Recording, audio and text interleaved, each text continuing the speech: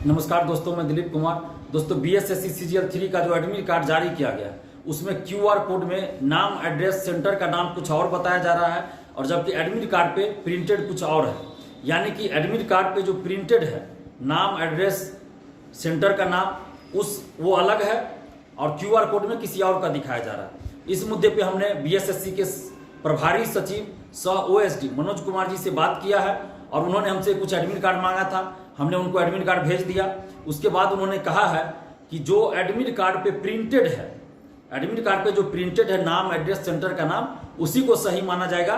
QR code में क्या है इससे कोई मतलब नहीं रहेगा। क्यूआर कोड में गलती कर दिया गया है। ये जिनको जिम्मेवारी दी गई थी उन लोगों ने टेक्निकल भूल किया है, गलतियां कर दिया है।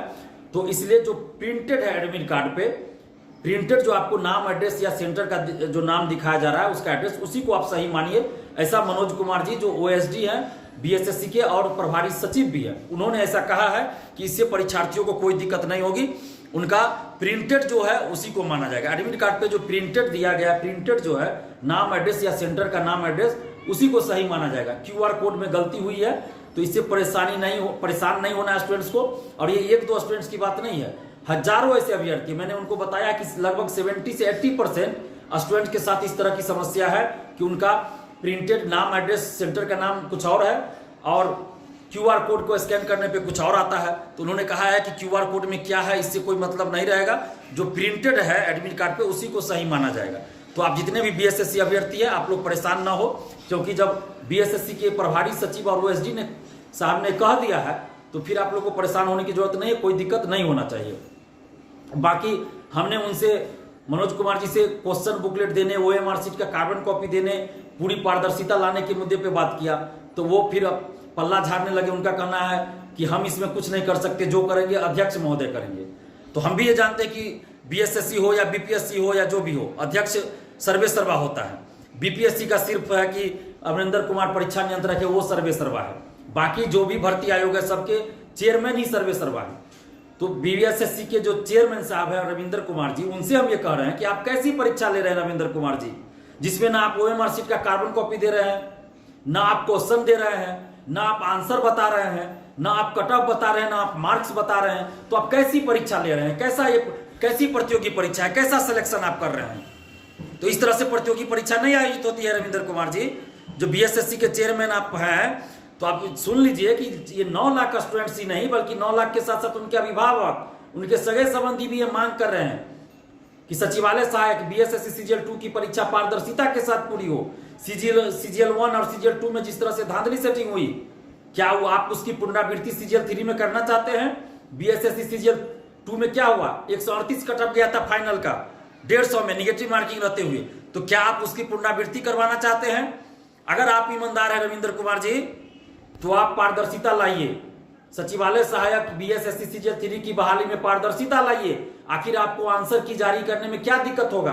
आखिर आपको ओएमआर शीट की कार्बन कॉपी देने, क्वेश्चन देने में क्या दिक्कत है? क्वेश्चन देने में क्या यूपीएससी की परीक्षा होती है तो उसमें क्वेश्चन दे दिया जाता है? बिहार में बीपीएससी का क्वेश्चन बुकलेट दे दिया जाता है।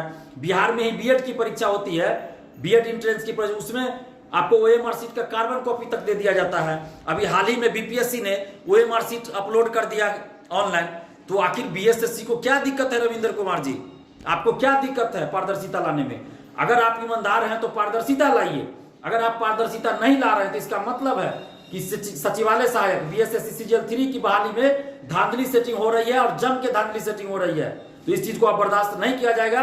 इसलिए बीएसएससी के अध्यक्ष महोदय रविंदर कुमार जी, आपसे हम आग्रह कर रहे हैं, मांग कर रहे हैं आपसे कि आप पारदर्शिता लाइए। ओएमआर शीट और क्वेश्चन बुकलेट परीक्षार्थियों को मिलना चाहिए। चाहे तो ऑनलाइन जारी कर दीजिए। आप परीक्षा समाप्ति के तुरंत बाद ऑनलाइन भी जारी कर सकते हैं। आप आंसर की जारी कीजिए। इस तरह से परीक्षा नहीं होती है। सचिवालय सहायक की परीक्षा हो रही है, कोई मामूली चीज नहीं हो रहा है। मिनी आईएएस कहा जाता है सचिवालय सहायक को। तो इस तरह से नहीं चलेगा। 9 लाख जो आप लोग अभ्यर्थी हैं, आप लोग भी साथ दीजिए। अगर आप लोग चुप रहे तो सीजीएल 2 की तरह इसमें भी धांधली हो जाएगा। जो 138 कट ऑफ गया था 150 में, मेंस का मैं बता रहा हूं, फाइनल सिलेक्शन का 150 में 138 कट ऑफ गया था, क्या ऐसे चला जाएगा निगेटिव मार्किंग रहते हुए?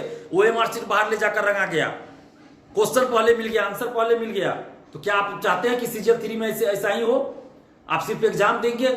आपका मकसद क्या सिर्फ एग्जाम देना है? एग्जाम में अपियर होना है? नहीं, आपका मकसद सिलेक्शन होना आपका है कि आप सिलेक्ट हो जाइए, तो वो तभी होगा जब आप धांधली सेटिंग के खिलाफ लड़ाई लड़िएगा और साथ दीजिएगा। इसलिए आप लोग साथ दीजिए। जितने भी 9 लाख आप लोग अभ्यर्थी है, अगर एक बार सड़क पे उतर जाइएगा तो सरकार हिल जाएगी। बीएसएससी क्या चीज है, सरकार हिल जाएगी और सरकार को और बीएसएससी को बात माननी पड़ेगी।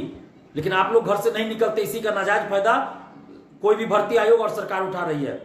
तो इसलिए अभी तो हम कोई आंदोलन नहीं कर पाएंगे, क्योंकि अभी 23-24 दिसंबर को एग्जाम है सीजीएल 3 की, तो अभी कोई आंदोलन करना उचित नहीं है। इसी वजह से हम 67वीं बीपीएससी में जो धांधली सेटिंग हुआ उसको लेकर भी आंदोलन अभी नहीं कर पा रहे, क्योंकि जो बीपीएससी के अभ्यर्थी है उसमें से 99% स्टूडेंट जो है सीजीएल 3 का भी फॉर्म भरे और एग्जाम दे रहे हैं। तो इसलिए अब हम लोग की कोशिश करना होगा कि सभी अभ्यर्थी मिलकर लड़े, चाहे शिक्षक अभ्यर्थी हो, दरोगा अभ्यर्थी हो, बीपीएससी हो, बीएसएससी अभ्यर्थी, सभी लोग को मिलकर एक मंच पर आकर एक साथ सरकार से मांग करनी होगी।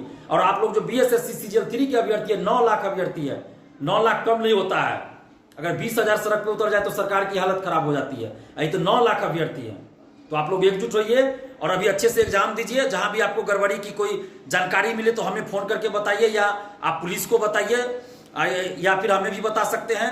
जहां भी आपको गड़बड़ी की कुछ भी धांधली सेटिंग की बात पता चले तो जरूर हमें बताइए या पुलिस को बताइए। उसको छुपाइए मत, आपका नाम कहीं भी सार्वजनिक नहीं होगा, आपका नाम गुप्त रखा जाएगा। बस आप हमें जानकारी दीजिए और आप एकदम प्रिपेयर हो जाइए और अच्छे से तैयारी कीजिए। जो भी समय बचा है उसमें पूरी सकारात्मक सोच के साथ आप परीक्षा दीजिए।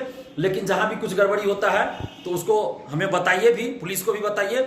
लेकिन अभी पूरी सकारात्मक सोच के साथ आप परीक्षा दीजिए और आपका एग्जाम अच्छा से जाए, ऐसी मेरी शुभकामना है। और धांधली सेटिंग के खिलाफ हमारी लड़ाई जारी है, आप लोग सहयोग कीजिए। आगे भी लड़ाई जारी रहेगी, लेकिन अभी चूंकि 23 और 24 दिसंबर को परीक्षा है सीजीएल 3 की, इसलिए अभी कोई आंदोलन नहीं कर सकते, करना उचित भी नहीं है, क्योंकि हम आंदोलन तो आप लोग के लिए हित में कर रहे हैं और आप लोग परीक्षा देने जा रहे हैं। तो अभी आंदोलन करना उचित नहीं है, इसीलिए अभी हम बीपीएससी का भी कोई आंदोलन नहीं कर पा रहे हैं। तो आप लोग अच्छे से परीक्षा दीजिए और जहां भी आप लोग को कोई गड़बड़ी धांधली सेटिंग की बात पता चले हमें फोन करके बताइए या पुलिस को बताइए। धन्यवाद, जय हिंद।